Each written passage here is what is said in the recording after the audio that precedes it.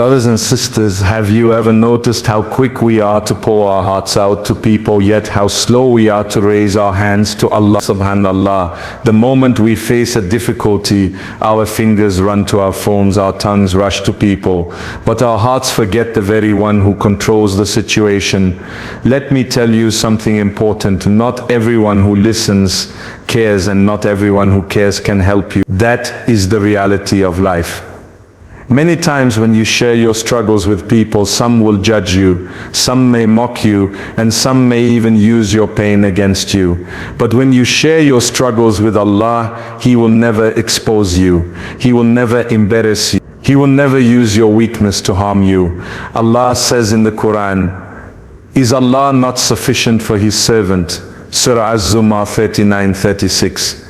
Think about it. Allah is telling you directly, I am enough for you. Why then do we keep begging people who are just as helpless as we are? My brothers and sisters, turning to people all the time for our problems can actually increase our pain. You might not get the response you expect. Instead of comfort, you get disappointment. Instead of understanding, you get silence. And sometimes instead of a solution, you get gossip. That's why the Prophet ﷺ taught us to turn to Allah first. He was the one who would stand in prayer during the night, crying before his Lord, even though he was the most beloved of creation. When you fall into difficulty, make dua. Wake up in the last third of the night, place your forehead on the ground and say, Ya Allah, I cannot handle this on my own. Ya Allah, you are the only one who can make a way out for me. You will notice something amazing. Even before your situation changes, your heart will feel at peace. Because Allah gives sakina, tranquility, to those who turn to Him sincerely. I am not saying you should never seek advice. No, Islam encourages seeking counsel from wise and trustworthy people. But the problem is, we have reversed the order. We run to people first and Allah last. It should be the other way around. Turn to Allah first, then seek help from people if you need it, and even then choose carefully who you trust. My dear brothers and sisters, next time you are burdened, don't rush to broadcast your pain to the world. Instead, close the door, raise your hands, shed your tears, and speak to Allah in your own language. He hears, He understands, and He has power over all things. When we look at life, we realize that every single one of us carries struggles, difficulties, and challenges. Some of us go through heartbreak, others go through financial pressure, some through health problems, and some through emotional pain that nobody else can see. In such moments of weakness, it is natural to want to talk, to share, and to release the burden that is weighing on the heart. But here lies a very important truth. Not everyone who listens to you truly cares, and not everyone who claims to care can actually help you. This is why it is dangerous to depend too much on people when you are at your lowest. Think about it carefully. When you rush to tell someone about your problems, you might expect them to understand, to support you, or to give you advice. Sometimes you do find someone sincere who will comfort you, but often the reality is different. People may listen for a moment but then forget about you. They might nod their heads but their hearts are elsewhere. Some may act as though they care but deep inside they are indifferent. Others might secretly feel happy at your pain, because unfortunately, jealousy and ill will exist in the hearts of many. Instead of lifting you up, they may end up using your words against you in the future. This is why the Qur'an reminds us that Allah alone is sufficient for His servants. People are human, limited in their compassion, limited in their understanding, and limited in their power. Even if they want to help, they may not have the ability to do so. You may pour your heart out to a friend, but what can they really do? They cannot change destiny, they cannot alter what Allah has decreed, and they cannot guarantee solution. At best, they can give advice or kind words, but the ultimate relief of your heart lies only with Allah. There is also a hidden danger in oversharing. The more you reveal your struggles to people, the more vulnerable you make yourself to gossip, betrayal, and judgment. People talk, even when you beg them not to. A private pain shared in confidence might later spread, and you may regret opening up. Suddenly what was once your secret struggle becomes a story in the mouths of others. And when people start to judge you based on your weakness, it only increases the burden on your soul. Instead of finding relief, you find heaviness. Instead of comfort, you feel exposed. But with Allah, it is never like this. When you raise your hands in dua, He listens with full attention. When you cry in sajda, He knows the tears behind your words. When you whisper your pain in the depths of the night, He responds in ways you cannot imagine. Allah never exposes you, never betrays you, never turns His back on you. He conceals your flaws, He comforts your heart, and He provides solutions from places you never expected. This is the difference between relying on people and relying on Allah. At times people may even get tired of hearing about your problem. If you complain too often, they might distance themselves. They may label you as negative, as a burden, as someone who always brings bad news. But Allah never tires of your voice. You can call upon Him 1,000 times a day, and He still loves to hear from you. In fact, He becomes displeased only when you stop calling upon Him. He wants you to turn to Him. He wants you to complain to Him. He wants you to place your reliance on Him. Understanding this point changes everything. It teaches us to be wise about where we place our trust and whom we confide in. It is not wrong to seek advice or comfort from trusted people, but our first and greatest reliance must always be on Allah. He is the one who truly cares, who truly listens, and who truly has the power to change your situation. Once your heart accepts this reality, you will no longer feel desperate for people's attention or sympathy. You will find peace in knowing that your Lord hears you, understands you, and will never let your cries go unanswered. Allah tells us in the Qur'an, "Is Allah not sufficient for His servant?" This simple yet powerful statement is enough to change the way we look at every difficulty in life. When we face challenges, our hearts immediately run to people for support, and often we forget that Allah, the one who created us, the one who controls everything, is more than enough for us. To understand this properly, we must realize what it means when Allah says, He is sufficient. It means that no matter what trial comes your way, if you place your trust in Him, He will provide you with strength, solutions, and peace in a way that no human being can ever match. When someone says they are there for you, they mean it within their limited capacity. A friend might be there to listen, a parent might offer advice, a colleague might give you some help. But all of them are limited. They can be present today and gone tomorrow. Their health, wealth, and ability to assist you can vanish at any moment, because they are also at the mercy of Allah. But when Allah says He is sufficient, His power is limitless, His mercy never runs out, and His support never fails. He knows the past, present, and future. He knows what you need even before you ask. He knows what will harm you if you receive it, and what will benefit you if it is delayed. His sufficiency is complete, and that is why the believer finds true contentment only when relying on Him. If we reflect on our daily lives, we will notice how often we place our hopes in people. We expect our jobs to sustain us, our families to comfort us, our friends to understand us. But how many times have those expectations been broken? How many times have we been let down because someone we relied upon did not come through for us? It hurts because we forget that people were never meant to be the source of ultimate support. They are only means created by Allah, and if Allah wills, He uses them to help us. But if He does not will, even the closest person to us cannot benefit us in the slightest.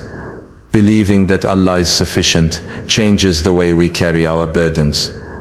Imagine a person going through financial struggle. He worries endlessly about how he will pay his debts, how he will provide for his family, how he will survive the month. If he turns only to people, he will feel fear and uncertainty, because people's promises cannot guarantee provision. But if he places his trust in Allah, believing with certainty that Allah is the provider, his heart will feel calm, even before his situation improves. The peace comes from knowing that Allah has already written His sustenance, and that nobody can take away what Allah has decreed for him. There are countless examples from the lives of the prophets that show us this truth. When Ibrahim alayhi salam was thrown into the fire, he had no army, no friend, and no support. But he had Allah, and Allah's sufficiency made the fire cool and safe for him. When Musa alayhi salam stood at the edge of the sea with Pharaoh's army behind him, the people panicked. Yet Musa declared with certainty, "Indeed my Lord is with me, He will guide me." Allah split the sea for him, because He was sufficient for His servant. When the Prophet Muhammad was hiding in the cave of Thuad, during the Hijrah and the enemies were right outside, Abu Bakr radiallahu anhu felt fear.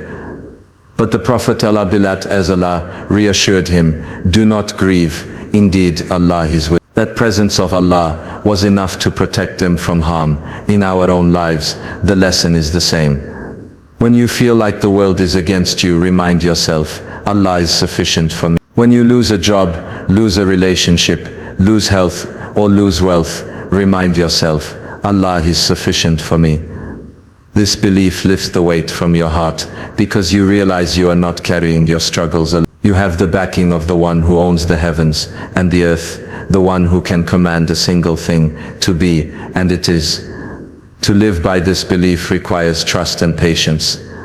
It means you stop panicking when doors close, because you know Allah can open a better one.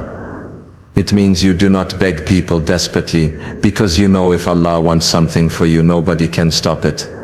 And it means you do not lose hope, because Allah's mercy is always near. Once your heart truly believes that Allah is sufficient, you will walk through life with dignity, strength, and calmness, even in the hardest of times. One of the most painful realities of life is that when we turn to people for comfort, many times instead of reducing our pain, they actually increase it. Human beings are weak by nature, and when we expect them to carry the weight of our problems, disappointment is almost guaranteed. You may approach a friend with the hope of finding understanding, but sometimes their reaction leaves you feeling even more alone.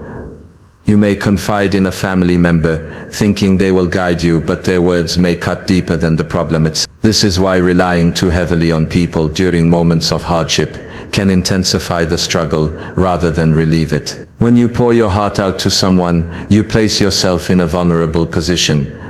You hope for compassion, but instead you might find indifference. Some may dismiss your feelings, telling you it is not a big deal, while for you it feels like the heaviest burden in the world. Others may judge you, making you feel guilty or inadequate, instead of offering support. Even worse, there are times when people may use what you shared against you, reminding you of it in arguments or exposing it to others. What was meant to be a private cry for help becomes a source of public embarrassment. Rather than finding comfort, you walk away with more wounds than you began with. It is also common that when we share our struggles with others, we expect them to provide solutions. But people are limited in wisdom and resource. They may offer advice that does not suit your situation, or they may say words that unintentionally worsen your stress. For example, someone struggling with financial issues may confide in a friend, only to hear careless words like "just work harder" or "others have it worse." Such responses do not ease the pain, they add frustration. The heart leaves heavier because it realizes the one it trusted for relief cannot truly understand. Another way people increase your pain is by not valuing the confidentiality of what you share. You may trust someone with your secret, but later you discover that others know about it. This betrayal not only deepens the original problem, but also destroys your sense of safety. The wound of broken trust is far more painful than the burden you first carried. And once people begin to gossip about your struggles, it multiplies your sadness, because now your private hardship has become a story in the mouths of others. Even when people care, their ability to help is limited. They cannot remove your illness, erase your debt, or heal your broken heart. They may want to, but they are powerless before the will of Allah. Sometimes they themselves are struggling with their own problems, and listening to yours only adds to their burden. Their compassion has boundaries, but Allah's mercy has no limit. His ability to assist you has no weakness, and His knowledge of your situation is complete. When you realize this, you understand why turning to people first can increase pain, while turning to Allah brings immediate relief. even if the external problem has not yet changed. It is also important to understand that people are not constant. Today they may support you, but tomorrow they may distance themselves. Their moods, their circumstances and their priorities shift over time. What seems urgent to you may not seem urgent to them, and so you are left feeling unimportant. This instability hurts the heart, because you expected stability from someone who was never created to provide. Only Allah is constant, only He is always available, and only He can be trusted, never to turn away. The Prophet Muhammad showed us that the best way to release pain is to turn directly to Allah. When he faced hardship, he did not rush to complain to people. He rushed to prayer, he rushed to dua, and he rushed to place his forehead on the ground before his Lord. In doing so, he taught us that the safest place for our pain is with Allah, because Allah responds with mercy, not judgment. He gives peace before he gives solutions, and that peace alone is enough to keep you steady until relief arrives. When you understand that people may add to your pain instead of removing it, you learn to be selective. You no longer expose your struggles to every ear that is willing to listen. You reserve your deepest cries for the one who will never betray you. And when you do this, you find that your heart feels lighter, your trust grows stronger, and your relationship with Allah deepens. That is why confiding too much in people leads to disappointment. But confiding in Allah leads to peace, strength, and healing that no human being can ever provide. When we look at the life of the Prophet Muhammad, we see a man who was beloved to Allah more than anyone else, a man who had the highest rank among creation, yet he too went through hardship after hardship. He lost his parents at a young age. He buried his own children. He faced rejection from his people. He was mocked, insulted, and even physically attacked. If anyone had a reason to share his pain with the world, it was him. But what did he do? He turned to Allah before anyone else. In the darkest nights and in the most painful moments, he would stand in prayer, his feet swelling from long hours of worship, his tears falling as he begged his Lord for relief, guidance and strength. This example shows us something very important. No matter how great the hardship, the true believer seeks comfort in Allah first. When the Prophet lost his beloved wife Khadija and his uncle Abu Talib, both in the same year, the grief was so heavy that historians called it the year of sorrow. Yet during that time, instead of collapsing in despair, he turned to Allah in dua. He traveled to Taif to call people to Islam, and even when he was rejected, insulted, and stoned until his body bled, he lifted his hands to the heavens and made a dua that is remembered to this day. He did not complain to the people about how unfair life was. He complained to Allah alone, saying, "To you, my Lord, I complain of my weakness, my lack of support and my humiliation before the people." Notice how he placed his pain where it belonged, not in the ears of people, but before the Lord of the world. This was also the practice of the prophets before him. When Yaqub alayhi salam was heartbroken over the loss of his son Yusuf, he did not spend his days telling people of his misery. Instead he said, "I only complain of my suffering and my grief to Allah, and I know from Allah that which you do not know." That is the mindset of a believer who understands where true relief lies. When you complain to Allah, you are not showing weakness, you are showing faith, because you recognize that only He has the power to heal your heart and change your situation. Turning to Allah in hardship also brings something that people can never provide: tranquility of the heart. You may be crying in sujood, pouring out your fears and sadness, and even though your external circumstances have not changed, your heart feels calmer. This calmness, known as sakina, is a gift from Allah to His servants who place their trust in Him. It is the inner peace that carries you through storms, the quiet assurance that reminds you Allah is with you, even if the world feels against you. The Prophet Allah taught us to seek Allah in every situation, not only in hardship, but also in times of ease. He said, "Remember Allah during times of ease, and He will remember you during times of hardship." This means that building a strong relationship with Allah through prayer, dhikr, and obedience ensures that when trials come, your heart naturally turns You will not feel lost or confused because you already know who to call upon. The night prayer, tahajjud, was one of the greatest sources of strength for the Prophet ﷺ. In the stillness of the night, when everyone else was asleep, he would stand before Allah, seeking His mercy and guidance. That secret connection with Allah gave him the strength to face the hostility of people during the day. It teaches us that if we want to endure hardship with patience and dignity, we must build our relationship with Allah in private, when no one is watching. When we complain to people, they might grow tired of us, they might judge us, ignore us, or fail to understand us. But when we complain to Allah, He loves it.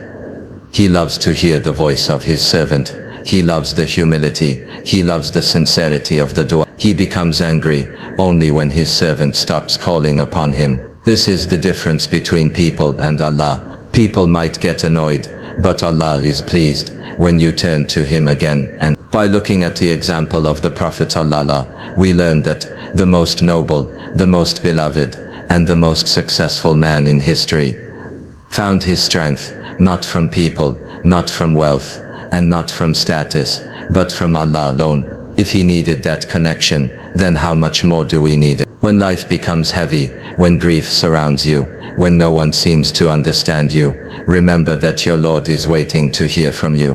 Pour your heart out to Him, and you will find relief that no human ear could ever give. One of the biggest mistakes we often make in life is reversing the order of seeking help. The natural instinct of many people is to run to friends, family, or even strangers before they turn to us. We feel as though people can provide us with instant comfort, instant advice, or instant solutions, while Allah is sometimes treated as the last resort. But the truth is, the order should be the exact opposite. Allah should always come first, and only after turning sincerely to Him should we seek assistance from people, if it is necessary.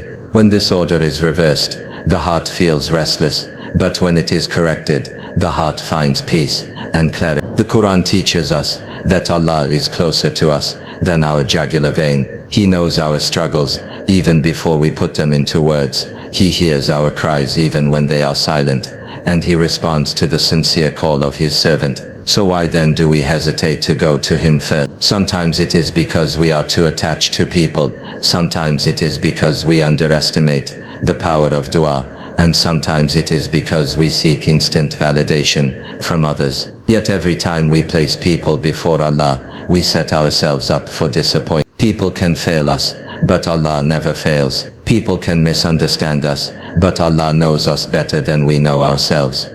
It is important to realize that turning to Allah first does not mean we cannot seek help from others. Islam encourages shura, consultation, and taking advice from wise and trustworthy people. Even the Prophet Muhammad ﷺ, though divinely guided, would consult his companions before major decisions. But notice the order.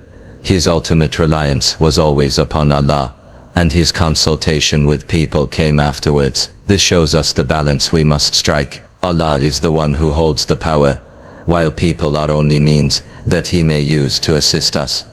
Imagine a person drowning in debt. Instead of first begging Allah for relief, he spends his energy chasing every human being he knows, asking them for help, hoping they will solve his problem. When they refuse or fail, he feels broken and humiliated. But if that same person had turned to Allah first, sincerely asking for relief, trusting that Allah is the provider, his heart would remain calm even while searching for solution. He would still try to repay the debt, still seek advice, still work hard, but his reliance would be on Allah, not on people, and in that reliance, Allah would open doors from places he never imagined. Another example is emotional pain. When someone's heart is broken, they often run to a friend, pouring out their emotions. The friend may listen for a while, but eventually, they cannot heal what is inside. If the heart had first been turned to Allah, crying to Him in the stillness of the night, that person would find relief in His remembrance. The pain might not disappear instantly, but the heart would gain the strength to carry it with patience. Then if needed, they could still seek support from a trustworthy person, but their foundation would already be firm in their reliance upon Allah. The problem with putting people first is that it builds unhealthy dependence. We start to measure our worth by how people respond to us. We become desperate for their approval, and we feel shattered when they turn away. But when Allah comes first, our dignity remains intact. Even if people turn their backs, we know Allah is still with us. Even if they misunderstand us, we know Allah understands completely. This mindset brings freedom, because you no longer live in fear of people's opinions. Instead, you live in hope of Allah's mercy. There is also wisdom in choosing carefully whom we trust among people after turning to Allah. Not every ear deserves to hear your struggles. The Prophet ﷺ advised us to seek counsel from those who are sincere and wise. If you must share with someone who will guide you closer to Allah, not farther away. But always remember, they are only the true source of comfort, healing and solutions is Allah alone. Correcting disorder requires effort. It means training yourself to raise your hands in dua before raising your phone to call someone. It means pausing to pray 2 rak'ahs before rushing to complain to the world. It means whispering to Allah in the quiet of your heart before broadcasting your pain to others. With time, this habit becomes natural, and you will notice how much calmer and stronger you feel, because your heart is anchored to the one who never leaves. When you put Allah first, you are never truly disappointed, because even if the problem remains, you gain patience, strength and peace. When you put people first, you are often left weaker than before. That is why the wise believer always begins with Allah, and only then seeks help from others in a balanced and careful way.